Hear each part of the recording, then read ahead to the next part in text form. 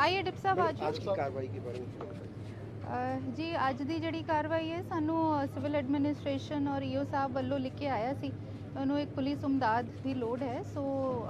इत्थे फरीदकोट पुलिस के सारे सीनियर अफसर इत्थे पहुँचे ने और ताकि जड़ा ये डिमोलिशन है और ये एक नाजायज़ उसारी इत्थे हुई है वो डिमोलिशन ते सिक्योरिटी बंदोबस्त वास्ते आपां इत्थे आए ने। दस्सणयोग गल ये भी है कि ये जिन्हों ने जड़ा बंदा है परगट सिंह उर्फ लवली जिन्हें इतने नजायज़ उसारी की है वो तो पुराने 4 परचे ने और वो NDPS के भी परचे ने और ये बारे काफ़ी बदनाम ये सी कि इत्थे दा जेड़े बदनाम वड्डे मगरमच्छ सीगे उन्हां दा ये ड्रग पैडलिंग का भी काम करता सी। तो फरीदकोट पुलिस ने जो है एक बहुत सख्त HOU लिया है और सिविल एडमिनिस्ट्रेशन के नाल मिल के एक जॉइंट कंसर्टेड एफर्ट च आज ये डिमोलिशन